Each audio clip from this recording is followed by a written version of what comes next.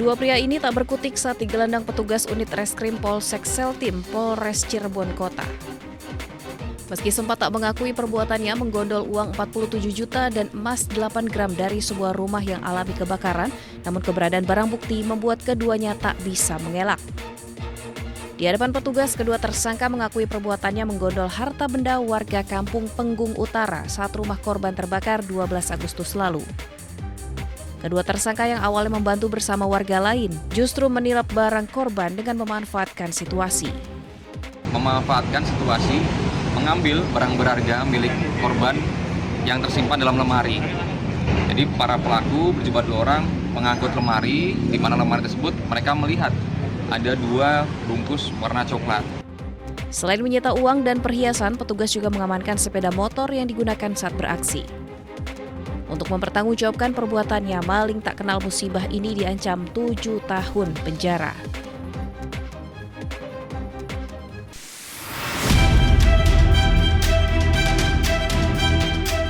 Seorang tamu hotel di kawasan Pasir Koja, Kota Bandung terekam CCTV saat mencuri 3 televisi dari 3 kamar yang dipesannya. Pelaku memesan 3 kamar sekaligus dengan memberikan identitas palsu dan berdalih reservasi dibuat rekannya. Aksi pelaku diketahui staf hotel saat pelaku berniat perpanjang masa menginap. Staf hotel yang curiga memeriksa kamar pelaku dan mendapati TV-TV di kamar telah raib. Sementara itu di Bekasi Utara, CCTV merekam gerak-gerik mencurigakan seorang pria parubaya di kios buah di Pasar Seroja. Pelaku lalu menggasak uang sekitar 2 juta rupiah di laci dan kabur. Pencurian terjadi saat pedagang sedang tertidur. Dari Bandung dan Bekasi, Jawa Barat, Tim Liputan iNews melaporkan.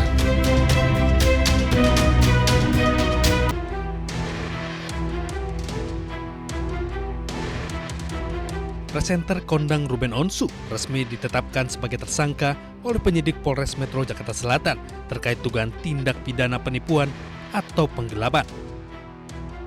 Penyidik kepolisian menemukan bukti yang cukup untuk menaikkan status terlapor jadi tersangka.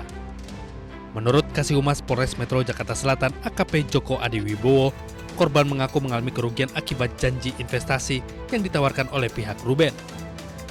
Tergiur dengan janji keuntungan yang menggiurkan, korban kemudian menyerahkan sejumlah modal kepada mantan suami Sorwenda tersebut.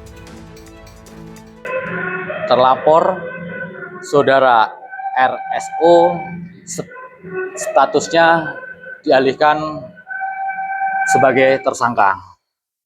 Kemudian dibuatkan surat penetapan sebagai tersangka. Meski statusnya sudah naik menjadi tersangka, polisi menyatakan hingga saat ini belum melayangkan surat pencekalan ke pihak imigrasi. Namun penyidik telah menjadwalkan pemeriksaan perdana terhadap Ruben Onsu dalam kapasitasnya sebagai tersangka pada pekan depan. Dari Jakarta, Raffi Wardani, iNews melaporkan.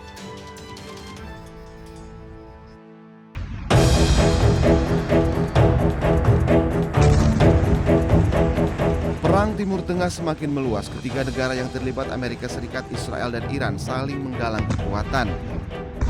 Iran merangkul sejumlah negara tetangga. Oman menjadi salah satu negara yang mendukung Iran menguasai Selat Hormuz.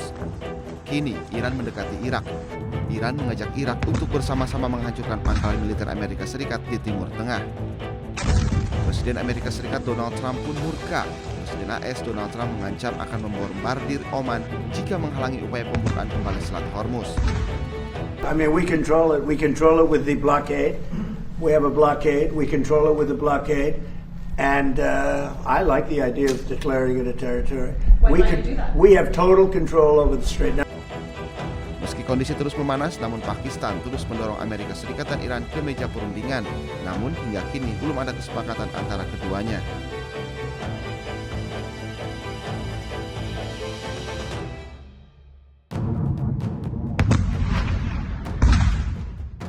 Iran mulai pertimbangkan serangan terhadap fasilitas militer Amerika Serikat di Eropa.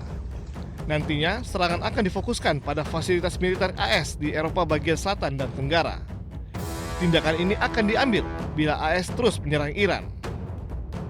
Salah satu yang menjadi target adalah Bulgaria, yang telah menyetujui penggunaan pangkalan udara Besmer untuk pesawat pengisian bahan bakar AS. Bulgaria pun telah bersiap menghadapi serangan Iran. отношение на базата в Безмер, координирано с Министерството на отбраната и под ръководството на министър-председателя сме предприели всички възможни мерки. Включително сме се подсигурили, като мерките, които сме предприели, са за много по-високо ниво на заплаха от тази, която реално се докладва по линия на службите и постъпващата информация.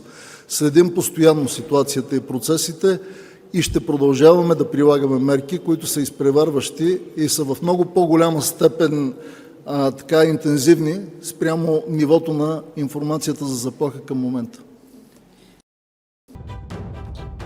Tak hanya itu, serangan yang menewaskan 3 personel militer AS menjadi bukti kemampuan Tehran menyerang target dalam jarak jauh.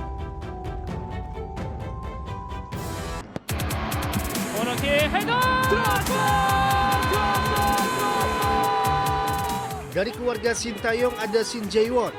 Lahir 16 September 1998, Jae-won berposisi sebagai sayap atau gelandang dan mampu bermain beberapa posisi.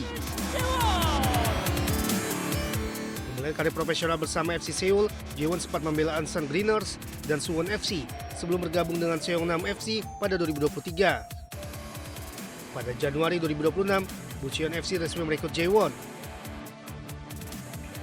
Media Korea setempat menyebutnya sebagai pemain multifungsi di sektor lini serang, serta masuk base 11 K-League 2 pada 2025.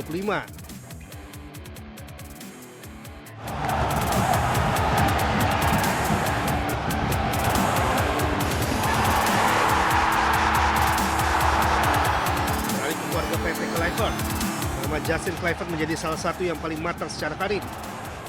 Produk Akademi Ajax ini pernah membela AS Roma serta menjalin masa peminjaman bersama Leipzig, Nice, dan Valencia. Dan kini Justin tengah berkemelut di Premier League bersama Bournemouth. Selain kebinang bersama klub, Justin juga mendapat kesempatan membela Belanda di Piala Dunia 2026. Saat itu Belanda mengalahkan Tunisia 3-1 pada 25 Juni, Justin turun sebagai pemain pengganti.